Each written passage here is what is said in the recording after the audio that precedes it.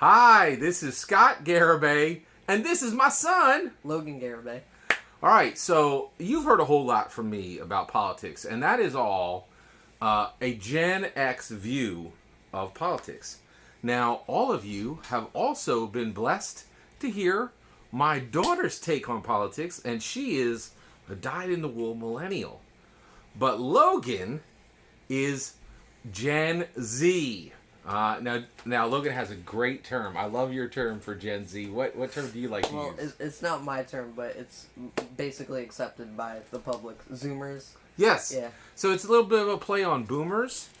So your grandparents are boomers. Yeah. I'm Gen X. Your sister is a millennial, and you are a Zoomer. It's a great name. Logan is a Zoomer. He has a lot of energy. So what we're going to talk about today is we're going to get a Zoomer's view of the 2020 U.S.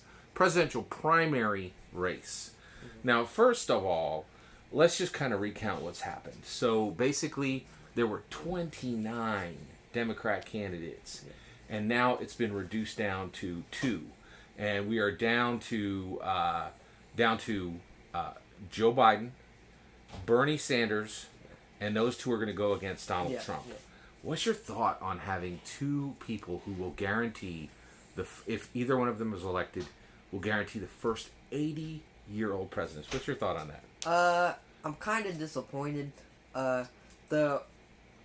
like an 80-year-old as president is not good. Like, that's not a goal. Like, you shouldn't really have that. It's kind of sad because like kind of nothing's changed. Yeah. Like, it's just 3 white guys, like, and they're all old. Like, none of them are young. Like, all of them are like going to die in like a year or 2.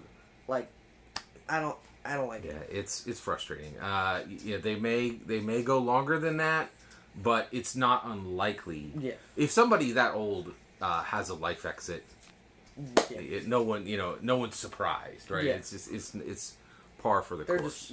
just way too old. So one of the things is that I'm really curious of is so Bernie Sanders actually talked about this, and he said that he was disappointed that young people were not coming out to vote.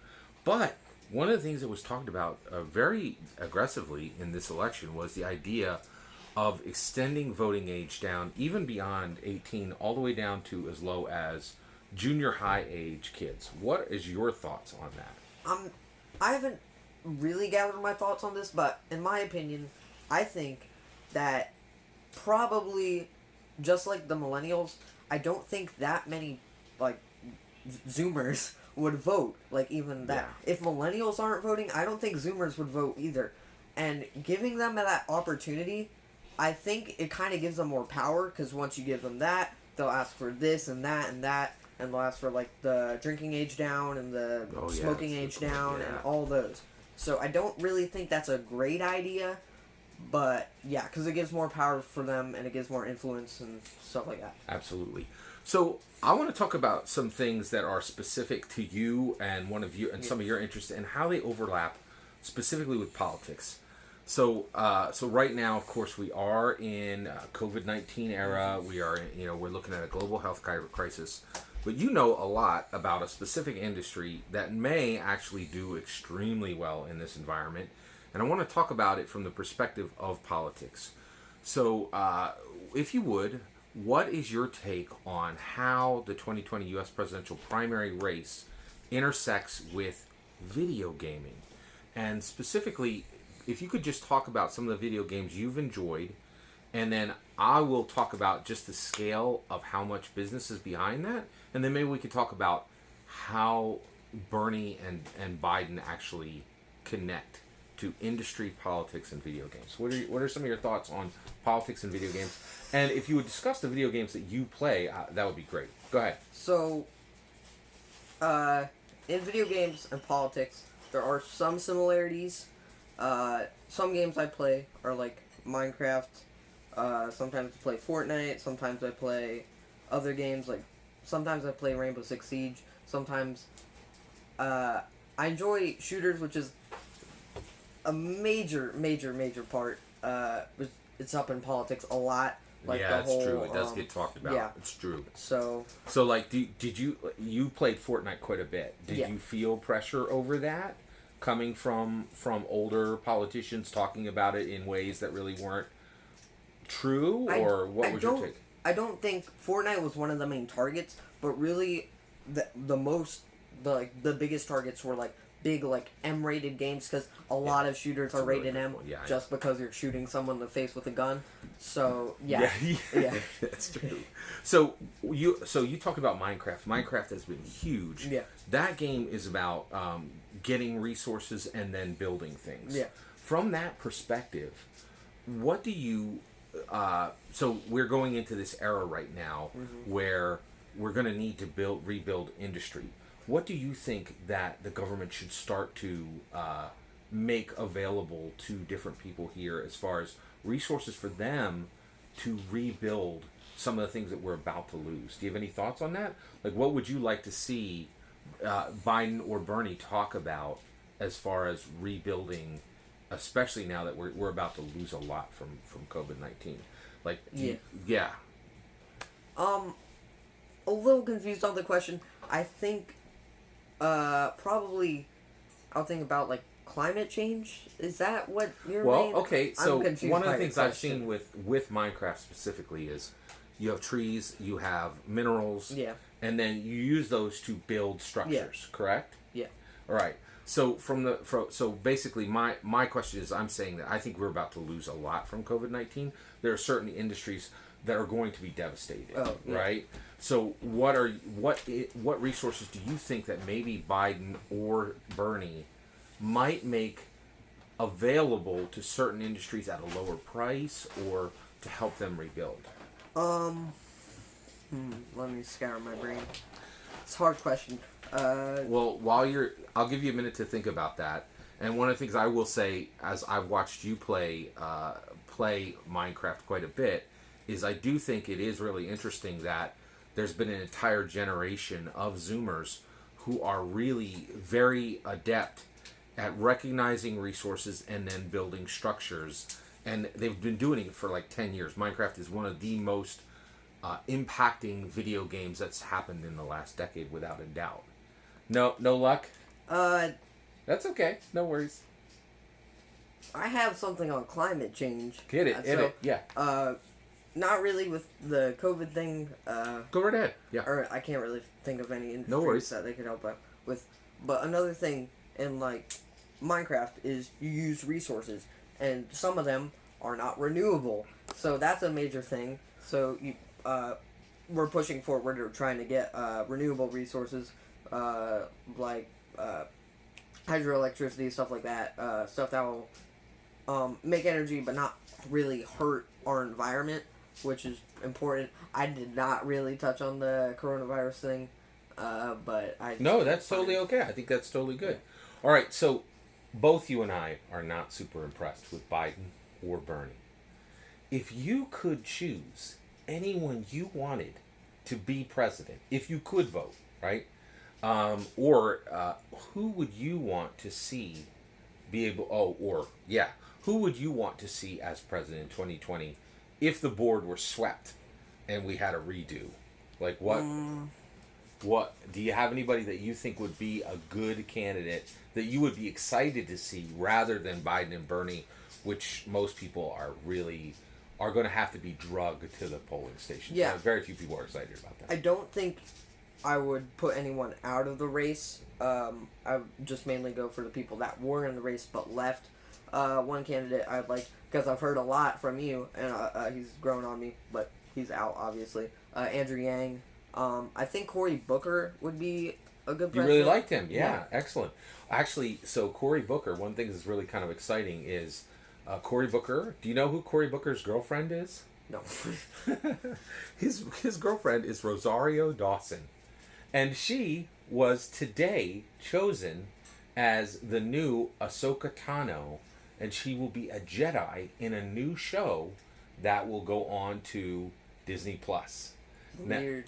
Now, actually, there was one show that you watched with me on Disney Plus. Mandalorian. What was your take on that? What did you think of it? The Mandalorian, I loved it. It was Really so fantastic. good. So good. we now have a U.S. Democrat primary candidate whose girlfriend is going to go directly onto one of the most powerful streaming platforms in the world. That is pretty big news. It's really interesting. I don't think that will like skyrocket him up in the charts. Like he's not going to come back. Like, but that's kind of cool because that maybe I don't really know how that works. Actually, you know what? I want to crack this open. So I have a theory. So I was incredibly disappointed with Andrew Yang. You are aware of that. You kind of. Oh, you know what? Before we go any further. No, you know what? I'm going to spare you that question. Okay. All right. So, yeah. So, all right. So, basically, I was incredibly disappointed with Andrew Yang because I felt he was a quitter, right? But at this point, I'm almost tempted to let that tag go. And the reason why is we just have, so at this point, we have Biden and Bernie, who are retirement presidents. Yeah. And then we have 27 candidates who look like they've been shoved off to the side, right? But if there's a major event that if Bernie October 2019 happens again, if there's an echo of it, it's arguable that both of them will own it, and the whole country could overnight go, yes, this has been insanity from day one, and the idea of an 80-year-old president is foolishness, and could re-trigger not the quitter group, but simply the useful candidates, right? Because I really feel like who we have, two retirement presidents, neither one of them's useful, right? In fact, they're so unuseful that Biden has said, listen, if you elect me, there's a really good chance you'll have the first female president. Like, it's almost like he had to, like, he made himself a piñata. Like, break me open and you'll get something useful, right? Right? So, what do you think of the idea of, God forbid, I wouldn't want this to happen, right? But Bernie October 2019, there's an echo of it, happens for Biden, or it happens for Bernie. The whole country goes, oh my gosh, we're in the middle of a plague. We literally cannot have a person who is most susceptible to the thing we're fighting the most, and says, okay, let's reboot the whole thing. What do you think of that idea of bringing back in every candidate as like an avalanche? What do you think of that idea? It's a bit odd. I don't. Well, wait. In the middle of a plague, is it odd? Yeah. Like, but is anything odd right now? Yeah. You see where I'm going? Go ahead. What do you think of the idea? That's kind of cool. I don't think maybe like Biden would still win. I don't really know, cause like it'd be like a whole like reset. In so like 6 months. Here's a question: if Bernie were to have an echo of Bernie October 2019, do you think people would still be interested in Biden? They would still be like, oh yeah, it's cool, it's okay. Less. Yeah. Definitely less. Right. But I think Biden would still have momentum. But then again... And so you don't think that would be an invitation for everybody else to rush back in? Maybe. Probably not, in my opinion. I don't even think that's how it works. Oh, sorry. No, you're fine. I don't know. Yeah. I think it's a possibility. I definitely think it's a possibility. And the reality is, I really definitely do not hope there is an echo of Bernie October 2019. I have a very good video right here where I express my concern for him. But the reality is, I'm just I'm good at math, right? And at this point, I think you're looking at a math problem. All right. So we talked about Minecraft. Okay. There's another game. No. Okay. What? No. I was just saying I completely screwed up that Minecraft. No, you're good. You're good. It's no problem. So we'll try, and it's probably me asking poor questions, but I'm going to try one more time. All right, because I know there's another game that you have deep knowledge of, and I'm curious if you think there are any implications for politics, and that is Pokemon. You have an incredibly deep knowledge of Pokemon. Are there 1,000 Pokemon now? Close, like 900-ish, yeah. I think. And I'm pretty sure you know the names of virtually every single one. Pretty much. And the raw stats of virtually every single one. What do you think the overlap between Pokemon and our 2020 U.S. presidential primary is, if there are any? Yeah. So, overlap. I think this is my opinion, but the new generation of Sword and Shield was mixed, like really mixed. There was a mixed response from the audience, right? Yeah.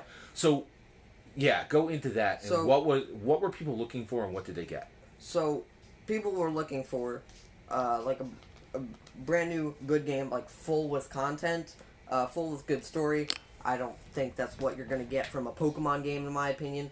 But they wanted a new story. They wanted new good Pokemon. A lot of people had problems with the national dex, which is basically they have like 900 Pokemon, but they cut it down to 400 so that they like have space in the game. But so and then they're just gonna add new DLC to add back more, which correlates with your past one, which was like people were mad. So let's say Bernie gets a heart attack, he dies, and then everybody's like, we want more. And then they add all these new guys, and then they're really excited, and they get back into it, and a lot of people vote. So maybe that's a correlation. I just kind of... That is an excellent analogy. Let's jump right to the important parts. Okay. For all three of the main characters in the drama we're calling the 2020 U.S. presidential primary race, let's do Pokemon types for Donald Trump, Bernie Sanders, Joe Biden. I'll go first if you want to think. So I'll give you mine. So for Donald Trump, I think he is definitely dark type. Right? That is a type, correct? Tell me if I get my types wrong. He's definitely dark type. And then he's clearly fighting. So he's dark fighting. Now, is that Houndour's? Pangora. Pangora. Yeah, very good. And also, I'm going to map him directly to a specific Pokemon. Donald Trump, if I was mean, I would say Trubbish, but I'm not mean. so I will say Scizor, because I think he's actually quite effective and really dangerous. So mix between that. Yes. Exactly. So for Donald Trump, what types do you think he is? Definitely dark. I think, maybe grass. Grass type? Because money. The green. Very good. Very good. And what Pokemon would you map to him? Probably, well, there's a Pokemon that looks like him, but I'm not going to do that one. Probably either Alakazam, because he's pretty smart. He's pretty smart. That's a good point. That's a really good point. But also Alakazam isn't really portrayed as a good Pokemon. He can be, but not really. He's kind of more on the evilish side of things. Oh, wow. Because he's I did not know that. He's like with Sabrina. He's not like totally evil. No Pokemon are really totally evil. You're right. Exactly. That's not true. That's not true. Oh. Darkrai, I guess. Yeah, Darkrai literally eats people's dreams. And that's a good point. Yes, like, yes. Donald Trump does not eat people's dreams, not to our knowledge. Right? I don't know. He might have ate a few people's dreams. That's true. That's true. You know what? I think he definitely ate Hillary's dreams. Okay. All right. So let's go. All right. Let's hit it. All right. Biden. All right. What types is Biden? I'll go first.